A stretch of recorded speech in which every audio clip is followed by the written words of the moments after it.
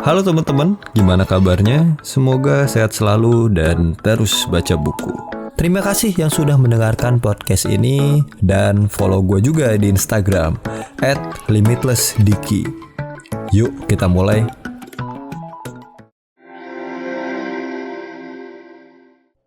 Bagian 1. Dunia yang tidak dimulai dengan pertanyaan mengapa. 1. Berasumsi bahwa kita tahu. Pada suatu hari Januari yang dingin, seorang pria berusia 43 tahun disumpah sebagai pemimpin negaranya. Di sisinya berdiri pendahulunya, seorang jenderal tersohor yang 15 tahun sebelumnya telah memimpin pasukan bersenjata bangsanya dalam perang yang menghasilkan kekalahan Jerman. Pemimpin belia ini dibesarkan di dalam iman Katolik Roma. Dia menghabiskan 5 jam berikutnya menonton parade yang diselenggarakan untuk menghormatinya dan terus terjaga untuk merayakan sampai pukul 3 pagi. Anda tahu siapa yang saya ceritakan, bukan? Hari itu 30 Januari 1933 dan saya sedang menceritakan Adolf Hitler dan bukan, seperti dugaan banyak orang, John F. Kennedy. Intinya kita ini membuat asumsi atau dugaan kasar. Kita membuat asumsi tentang dunia di sekitar kita berdasarkan informasi yang terkadang tidak lengkap atau palsu. Dalam contoh ini, informasi yang saya berikan tidaklah lengkap. Banyak dari Anda yang yakin bahwa saya sedang menceritakan John F. Kennedy. Sampai saya menambah satu perincian kecil, tanggal. Ini penting karena perilaku kita dipengaruhi oleh asumsi kita atau apa yang kita anggap sebagai kebenaran. Kita membuat keputusan berdasarkan apa yang kita pikir kita tahu. Belum lama berselang ketika sebagian besar orang percaya bahwa bumi ini datar. Asumsi kebenaran ini mempengaruhi perilaku. Selama periode ini, hanya sedikit sekali penjelajahan yang dilakukan. Orang takut bahwa jika mereka pergi terlalu jauh, mereka akan jatuh dalam tepian bumi. Jika di sebagian besar waktu kita tinggal di tempat, baru setelah sebuah perincian kecil diungkapkan bahwa bumi ini bulat, perilaku itu berubah besar-besaran. Setelah penemuan ini, masyarakat mulai melintangi planet bumi. Rute perdagangan diciptakan, rempah-rempah diperdagangkan. Ide-ide baru, misalnya matematika, saling dibagikan di antara masyarakat yang saling melepas segala macam inovasi dan kemajuan. Koreksi dari satu asumsi kecil yang keliru telah menggerakkan keseluruhan ras manusia untuk maju. Sekarang pertimbangkan bagaimana organisasi terbentuk dan bagaimana keputusan dibuat. Apakah kita benar-benar tahu bahwa beberapa organisasi sukses dan beberapa lainnya tidak? Atau apakah kita hanya berasumsi? Terlepas dari apapun rumus sukses kita, mencapai harga saham tertentu, menghasilkan uang dalam jumlah tertentu, memenuhi suatu tujuan pendapatan atau laba, mendapatkan promosi besar, memulai perusahaan kita sendiri, memberikan makan orang miskin, memenangkan jabatan publik, cara kita mencapai tujuan sebenarnya sangat serupa. Beberapa dari kita nekat melakukannya begitu saja. Tetapi sebagian besar dari kita setidaknya berusaha mengumpulkan sebuah data agar kita dapat membuat keputusan berdasarkan informasi yang cukup. Terkadang proses pengumpulan data ini bersifat resmi, misalnya melakukan jejak pendapat atau riset pasar. Dan terkadang tidak resmi, misalnya meminta nasihat kepada teman dan rekan atau melihat kembali pengalaman pribadi untuk mendapatkan beberapa sudut pandang. Terlepas dari proses atau tujuannya, kita semua ingin membuat keputusan berdasarkan informasi yang cukup. Yang lebih penting, kita semua ingin membuat keputusan yang benar. Seperti yang kita semua ketahui, tidak semua keputusan ternyata adalah keputusan yang benar. Terlepas dari besarnya data yang telah kita kumpulkan, terkadang dampak dari keputusan yang salah ini sangat kecil dan terkadang bisa menimbulkan bencana. Apapun hasilnya, kita membuat keputusan berdasarkan suatu persepsi tentang dunia yang mungkin sebenarnya tidak terlalu akurat. Sama seperti banyak orang yang yakin bahwa saya sedang menceritakan John F. Kennedy di awal bagian ini. Anda yakin bahwa Anda benar. Mungkin Anda bahkan berani bertaruh. Suatu perilaku yang berdasarkan asumsi, Anda begitu yakin. Sampai saya memberi perincian kecil tentang tanggal itu. Bukan saja keputusan buruk yang dibuat berdasarkan asumsi keliru.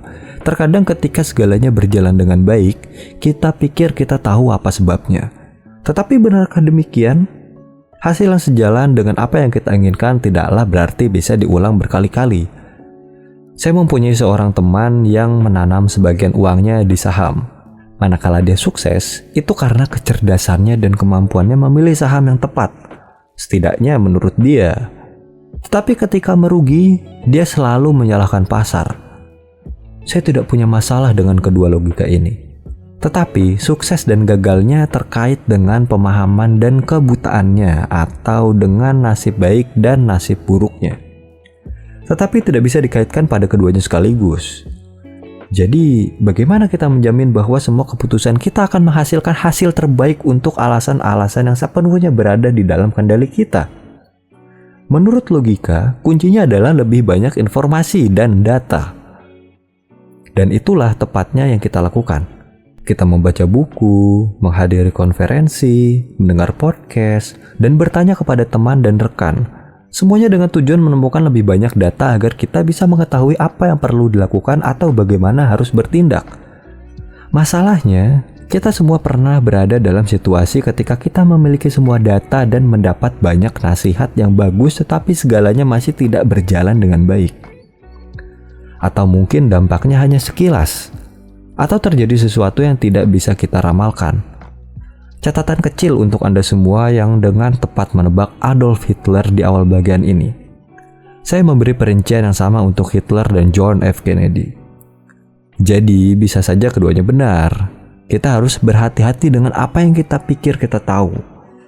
Seperti yang Anda lihat, asumsi, bahkan ketika didasarkan pada riset yang baik, bisa membuat kita tersesat. Secara narulilah kita mengerti ini.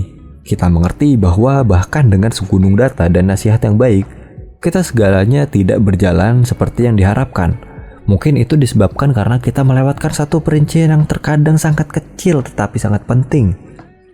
Pada kasus seperti ini, kita kembali ke semua data kita.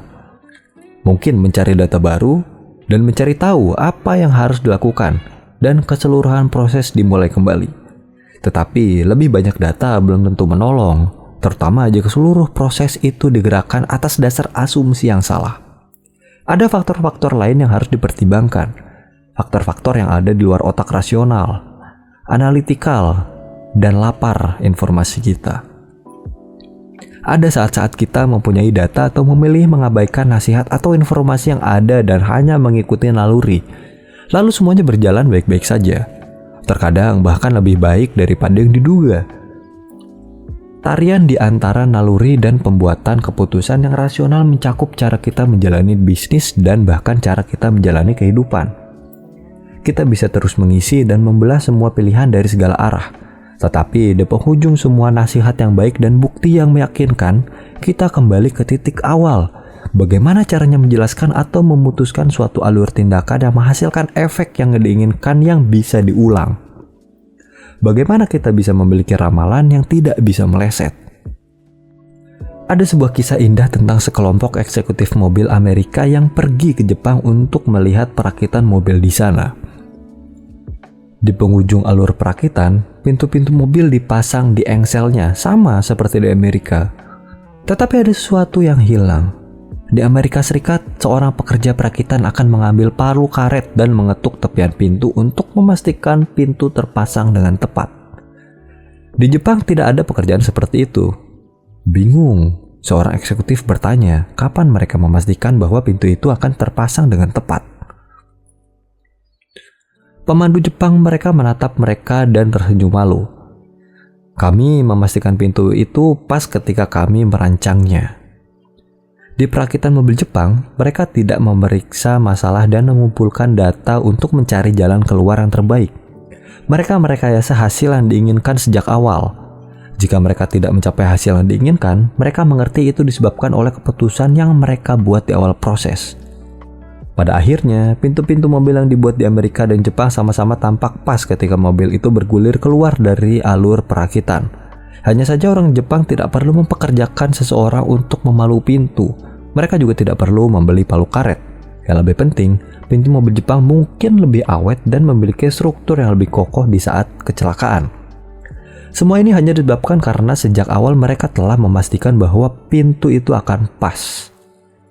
Apa yang dilakukan oleh pembuat mobil Amerika dengan palu karetnya adalah perlambang dari bagaimana begitu banyak orang dan organisasi memimpin. Ketika menghadapi hasil yang tidak sesuai dengan rencana, digunakanlah serangkaian strategi yang efektif untuk jangka pendek sampai dicapai hasil yang diinginkan. Tetapi apakah solusi itu secara struktural berdasar? Begitu banyak organisasi bekerja mengejar tujuan jangka pendek yang kasat mata dan menggunakan palu karet untuk mencapainya.